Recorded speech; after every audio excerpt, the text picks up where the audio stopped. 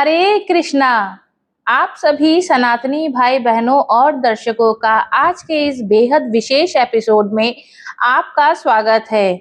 मैं हूं खुशबू। आज हम बात करने जा रहे हैं एक ऐसे महाव्रत की जो कैलेंडर में हर साल नहीं आता। यह व्रत 3 साल में केवल एक बार हमारे जीवन में लौटकर आता है। हम बात कर रहे हैं पुरुषोत्तम मास यानी अधिक मास के शुक्ल पक्ष की पद्मिनी एकादशी की।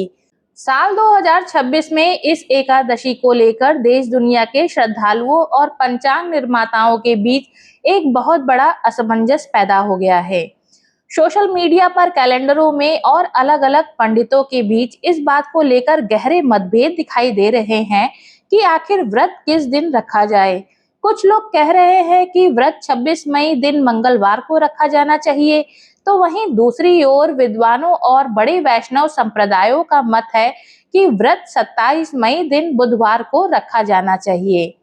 शास्त्रों का स्पष्ट नियम है कि यदि एकादशी जैसा महत्वपूर्ण व्रत गलत तिथि या गलत मुहूर्त में रख लिया जाए तो उसका पुण्य फल तो नष्ट होता ही है, साथ ही साधक को दोष भी लगता है। इसके अलावा इस बार एकादशी पर भद्रा का साया भी है और हरिवासर का कड़ा नियम भी लागू हो रहा है, जिससे पारण यानी व्रत खोलने का समय पूरी तरह बदल गया है। आज के इस वीडियो में हम किसी भी तरह की सुनी सुनाई बातों पर भरोसा ना करके शुद्ध पंचांग गणना और शास्त्रों के अकाट्य नियमों के आधार पर बात करेंगे। आज हम जानेंगे कि 26 और 27 मई की तिथियों का असली गणित क्या है, भद्रा का क्या प्रभाव रहेगा, हरिवासर क्या होता है और दोनों दिन के अनुसार व्रत खोलने का सबसे सटीक मुहूर्त कौन सा है।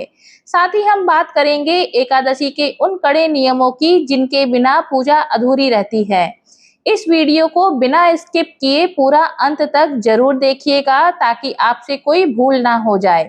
चलिए इस ज्ञानमयी यात्रा को शुरू करते हैं। आगे बढ़ने से पहले हमारे लिए यह समझना बहुत जरूरी है कि पुरुषोत्तम मास क्या है और इसमें आने वाली एकादशी इतनी खास क्यों हो जाती है। इसके पीछे एक गहरा खगोलीय विज्ञान है। हमारे हिंदू पंचांग में 2 तरह की गणनाएं होती हैं, एक सौर वर्ष जो कि सूर्य की गति पर है और दूसरा चंद्र वर्ष, चंद्रमा की गति पर जो चलता है। सूर्य वर्ष लगभग 365 दिनों का होता है जबकि चंद्र वर्ष लगभग 354 दिनों का होता है। इस तरह हर साल दोनों गणनाओं में 11 दिनों का अंतर आ जाता है। 3 सालों में यह अंतर बढ़कर करीब 1 महीने 29 से 30 दिन का हो जाता है। इसी अंतर को ठीक करने और मौसमों का संतुलन बनाए रखने के लिए हर तीसरे साल पंचांग में एक अतिरिक्त महीना जोड़ा जाता है जिसे अधिक मास, मल मास या पुरुषोत्तम मास कहते हैं। क्योंकि इस पूरे महीने में सूर्य की कोई संक्रांति नहीं होती यानी सूर्य राशि नहीं बदलता, इसलिए मांगलिक कार्य जैसे विवाह, मुंडन, गृह प्रवेश वर्जित होते हैं। लेकिन आध्यात्मिक रूप से यह महीना स्वयं भगवान श्री कृष्ण यानी पुरुषोत्तम भगवान का स्वरूप माना गया है। शास्त्रों के अनुसार इस महीने में किए गए जप, तप, दान और व्रत का फल सामान्य दिनों की तुलना में कोटि कोटि गुना अधिक मिलता है। इसी पुरुषोत्तम मास के शुक्ल पक्ष में जो एकादशी आती है उसे हम पद्मिनी एकादशी कहते हैं। 3 साल में एक बार आने के कारण इस तिथि की महिमा अनंत गुना बढ़ जाती है। आइए अब प्रवेश करते हैं उस मुख्य विषय पे जो इस समय सबसे बड़ा सवाल बना हुआ है। साल 2026 में पद्मिनी एकादशी का उपवास कब रखें, 26 मई को या 27 मई को। इस गुत्थी को सुलझाने के लिए हमें पंचांग के सटीक समय को देखना होगा। एकादशी तिथि प्रारंभ हो रही है 26 मई 2026 दिन मंगलवार को सुबह 5:12 पर और एकादशी तिथि का समापन हो रहा है 27 मई दिन बुधवार को सुबह 6:22 पर। द्वादशी तिथि प्रारंभ होगी 27 मई दिन बुधवार को सुबह 6:23 से। अब समय को देखकर कोई भी कह सकता है एकादशी तो मंगलवार सुबह 5:12 से शुरू हो रही है और पूरे दिन रात रहकर बुधवार सुबह तक है, तो व्रत तो मंगलवार को ही होना चाहिए। लेकिन शास्त्रों का नियम यहाँ बदल जाता है। शास्त्रों में 2 तरह की एकादशियां बताई गई हैं। दशमी विद्या एकादशी, जब एकादशी शुरू होने के ठीक पहले या सूर्योदय के समय उसमें दशमी तिथि का असर मिला हुआ हो। और दूसरी द्वादशी विद्या या शुद्धा एकादशी, जब सूर्योदय के समय एकादशी पूरी तरह शुद्ध हो या वह अगले दिन द्वादशी के साथ मिल रही हो, इसे वैष्णव एकादशी या दूजी एकादशी भी कहते हैं। गरुड़ पुराण और स्कंद पुराण में स्पष्ट लिखा है कि जो व्यक्ति अज्ञानतावश दशमी मिली हुई एकादशी का व्रत रखता है उसका पुण्य नष्ट हो जाता है। 26 मई मंगलवार को सुबह 5:12 पर एकादशी शुरू होने के कारण सूर्योदय के ठीक पहले के समय में दशमी प्रभाव वैध रहेगा, इसलिए इसे अशुद्ध माना जाता है। इसके विपरीत 27 मई दिन बुधवार को सूर्योदय के समय आकाश में पूर्ण रूप से एकादशी तिथि मौजूद रहेगी, भले ही वह सुबह 6:22 पर समाप्त हो जाएगी।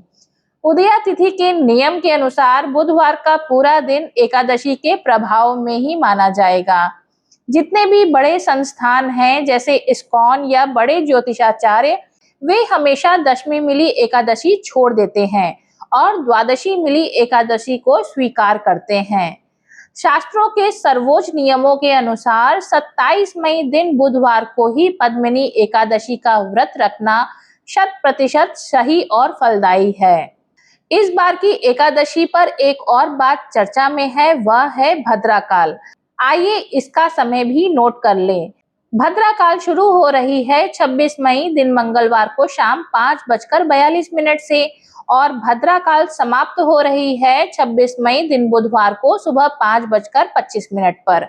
ज्योतिष शास्त्र में भद्रा को क्रूर माना गया है और इसमें मांगलिक कार्य वर्जित होते हैं, लेकिन एकादशी व्रत को लेकर आपको डरने की बिल्कुल जरूरत नहीं है। इसके पीछे दो मुख्य कारण हैं। पहला कारण यह है कि इस बार भद्रा का वास पाताल लोक में रहेगा। ज्योतिष का नियम है कि जब भद्रा पाताल या स्वर्ग में हो तो उसका पृथ्वी पर कोई बुरा असर नहीं होता। दूसरा और सबसे महत्वपूर्ण कारण यह है कि भद्रा का निषेध केवल काम्य कर्मों जैसे शादी, मुंडन, गृह प्रवेश पर होता है। भगवान की भक्ति, मंत्र जाप, पूजा आरती और एकादशी जैसे नित्य व्रतों पर भद्रा का कोई दुष्प्रभाव या रोक कभी नहीं होती, इसलिए आप बिना किसी चिंता के अपनी पूजा कर सकते हैं। भक्तों, एकादशी व्रत में जितनी महिमा उपवास रखने की है उतना ही जरूरी है सही समय पर व्रत को खोलना यानी पारण करना। गलत समय पर व्रत खोलने से पूरा पुण्य नष्ट हो जाता है। पारण के रास्ते में सबसे बड़ी बाधा होती है हरिवासर। जब एकादशी समाप्त होती है और द्वादशी शुरू होती है तो द्वादशी तिथि के पहले 5 से 6 घंटों को हरिवासर कहा जाता है। शास्त्रों के अनुसार हरिवासर के रहते भोजन करना या व्रत खोलना पूरी तरह वर्जित है। आइए अब दोनों दिनों के अनुसार पारण का बिल्कुल सटीक मुहूर्त नोट कर लेते हैं। यदि आप 26 मई दिन मंगलवार को व्रत रखते हैं, यदि आप परंपरा के अनुसार मंगलवार को व्रत रखते हैं तो आपका पारण अगले दिन यानी 27 मई बुधवार को होगा।